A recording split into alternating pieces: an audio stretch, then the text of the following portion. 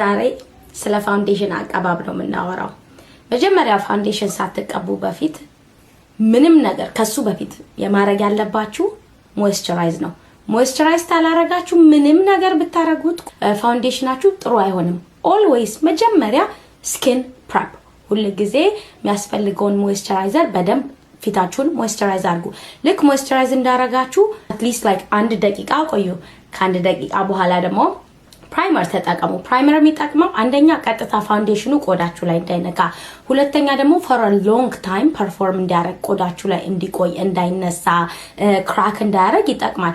አንዳንድ ሰው በፕራይመር ያምናል፣ አንዳንዳችሁ አታምኑም። that's fine.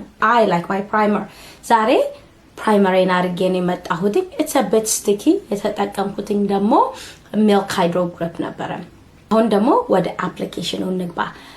አንድ ፋውንዴሽን በእጅ አፕላይ ሊደረግ ይችላል፣ በብራሽ አፕላይ ሊደረግ ይችላል፣ በስፖንጅ አፕላይ ሊደረግ ይችላል።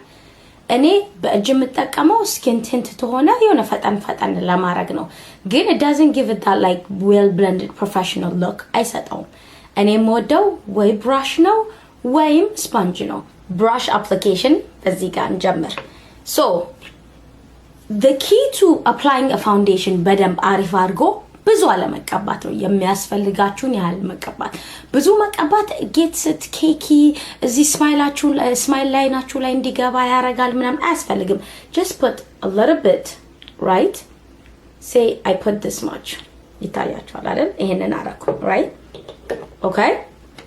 you're using a brush አይደለ? brush ስታረጉ እጃችሁ ላይ እንደዚህ ሳይሆን make sure stipple the product እንዳለ እንደዚህ አንሱት። አሁን እንዳለ ብሪስሉ ሳቹሬት አድርጓል በፋውንዴሽን right? you have this right? so take your spray, a setting spray, put it on before you do anything. ከዛ spray it on the brush too because for a long time እንዲቆይላችሁ. then instead of dragging always stipple. you want በጣም naturally ሆነ finish ነው የምትፈልጉት። እንደዚህ ኬኪ መሆን የለበትም። the other thing is you can stay away from this area. dark under eye አለ. I'm going to stay away from it because concealer ስለምጠቀም I don't have to use 2 products. the less product that I use, the less creasing I get under my eyes. so this is enough, but I feel like I want to add a little bit more. ባራችሁ ላይ ምንም አይነት ብዙ hyperpigmentation ምን ተሌላችሁ try to stay away from putting a lot of foundation on your forehead and on your nose. You don't need that, okay?